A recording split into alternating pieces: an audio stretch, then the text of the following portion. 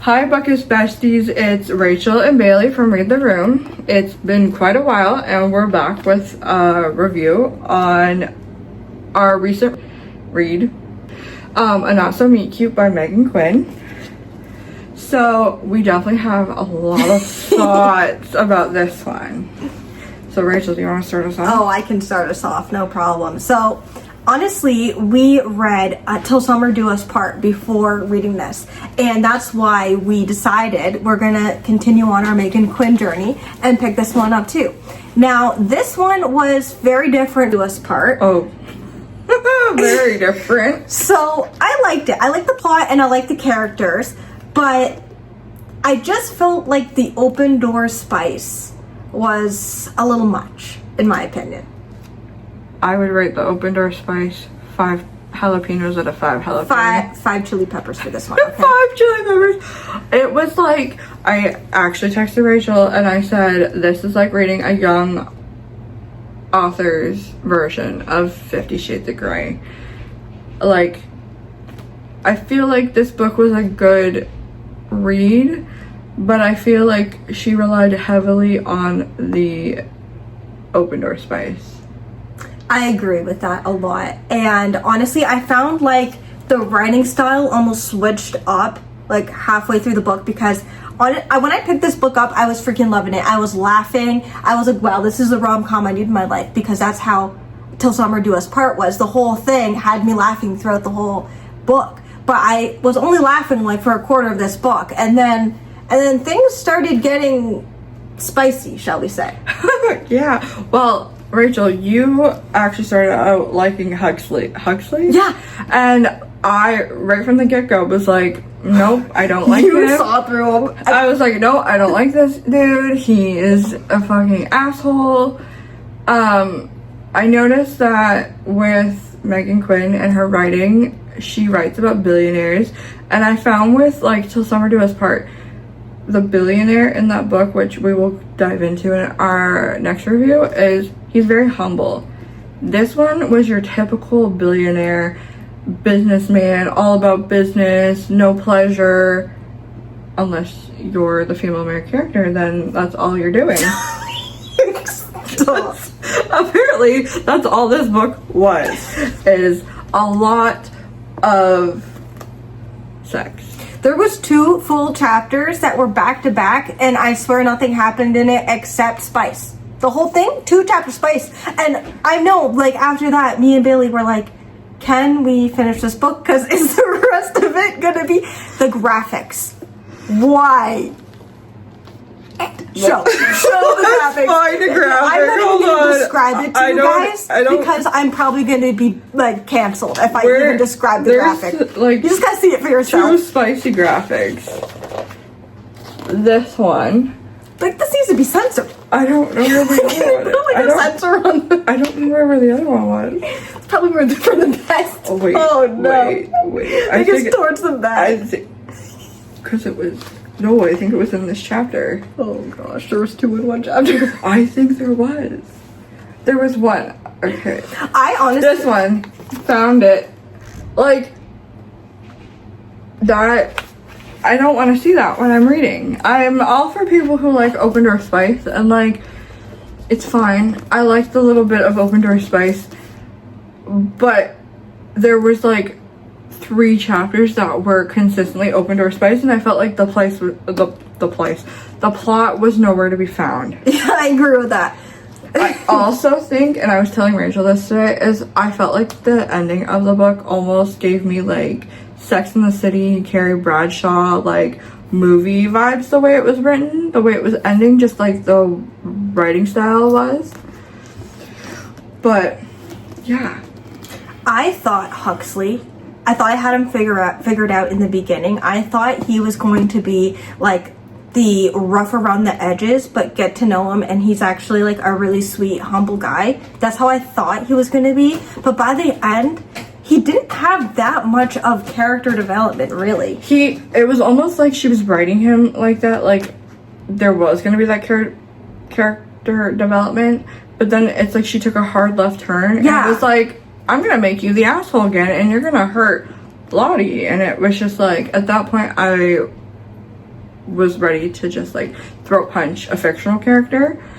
And I didn't really like how he was written. This is a spoiler, so if you don't want to hear spoilers, just skip this. But honestly, I actually had a problem with the way that Huxley behaved at the very end of the book. When they had that fight and he like grabbed her and like put her against the wall and like slammed his hand against the wall, and then that was written in such a way that it was like a positive thing almost. And I was like, how is Lottie okay with this behavior? And like, she was fine with it. In fact, she didn't even bat an eye like, hey, this guy is violent, nothing. Like, just continued on with the scene as if nothing happened. Like, dude just palmed the wall in front of your head.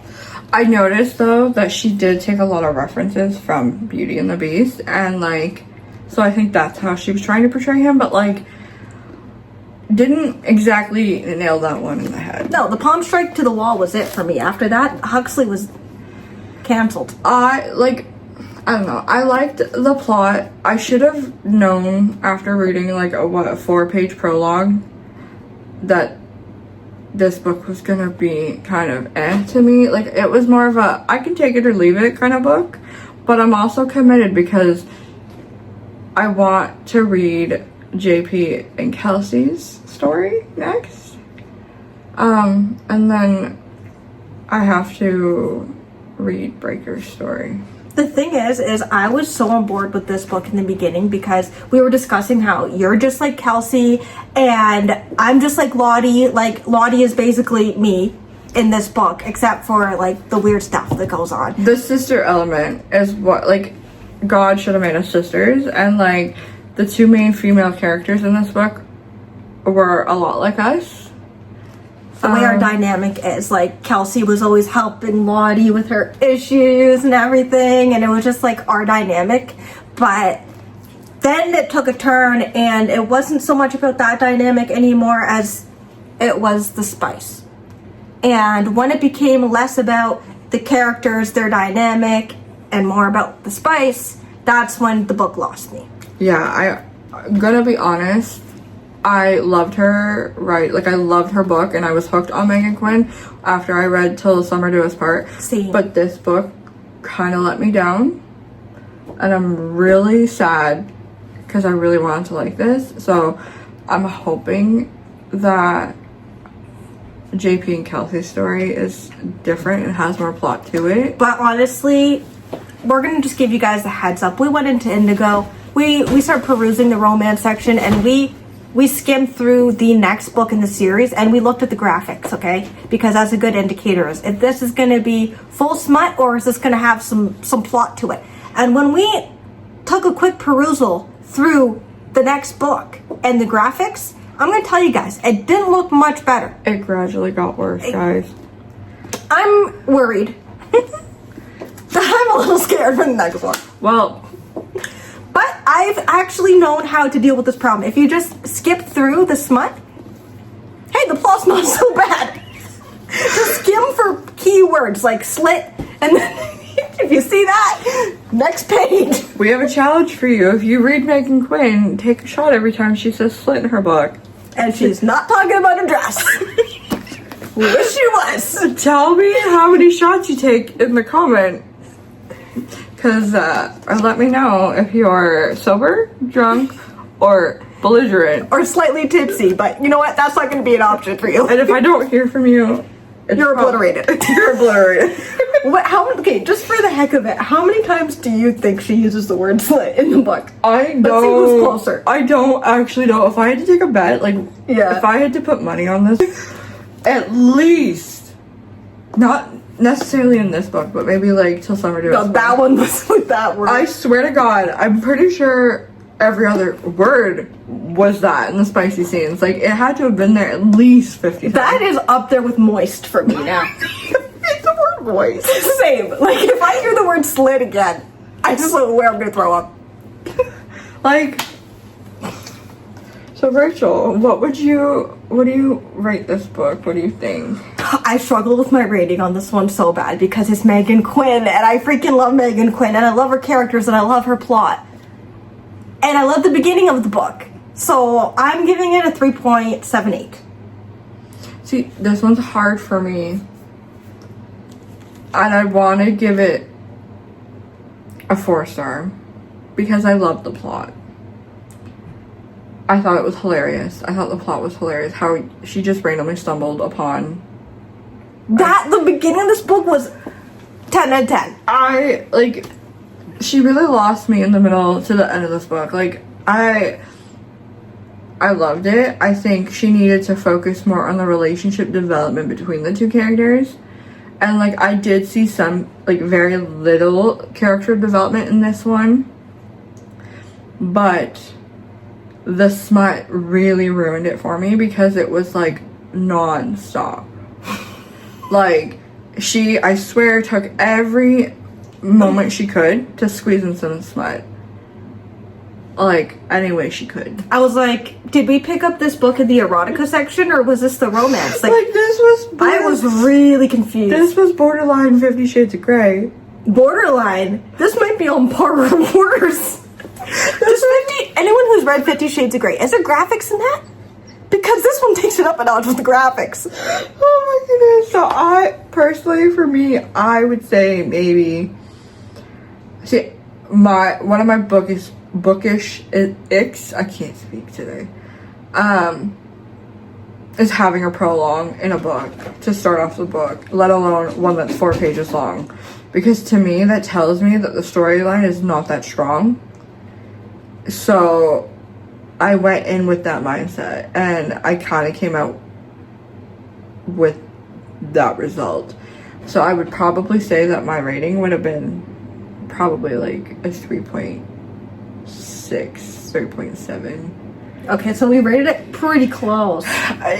Honestly, if the smut was like toned way down, and like, we get it, you did it everywhere in that house, we get it, we didn't need descriptive detail, certainly not the graphics, like, so, but I would have loved to see Huxley and Lottie develop a lot more than they did in the book, because I wasn't here for how hot and cold Huxley was. Like, it was actually borderline annoying, because it was like 1 minute he was opening up, he was like bipolar, and then the next minute he was like closed off, and it's like, I think it bothered me because I'm kind of in a relationship like that, but I don't know, it was like too Beauty and the Beast-esque for me, with like a little more of like the dominant alpha male. Like, this borderline should have been a dark romance, not a light, airy, cute. Like, the cover suggests that this is like a cute, fluffy summer romance. This book is anything but that. I would recommend this to the dark romance girlies. If you like dark romance, here's one that's not actually marketed as one, but it could pass. If you have read A Not So Meet Cute, I want to hear your comments down below in the comment sections. I want to hear your thoughts. I want to see what other people think of this book, because I am genuinely curious, because everyone has their own opinion. Maybe you loved it. Maybe you loved the open door romance. Some people are into that, and that's okay. It's just, personally, our opinion is we prefer toned down or closed door. Yeah. So, that being said, would you read another one of her books, do you think? I am going to try to read the rest of the books in this series, because I do want to see where JP is with his relationship. Breaker is a strange name, but honestly, I'm willing to give him a shot too. But I'm worried. I'm going into this with caution, and I'm going into this knowing I will probably be skimming the smut. Oh, 100%. Especially with the visuals. Oh, I'm not even looking at the visuals. It's a complete 100% page turn immediately. If I see a visual, I'm not trusting it. I'm scared. It's sad too, because when I first read Till Summer Do Us Part, you didn't tell me about the spice in that, and I brought it to work. And I remember texting you being like, what did you make me read? My bad. Especially at a workplace. Yeah, that should have warned you about that. So, if you have read this book, I want you to drop your thoughts in the comments. And any final thoughts, Rachel? Nope, I've summed up everything I've had to say about this. Alrighty, well that being said, on to our next read. Bye guys. Bye.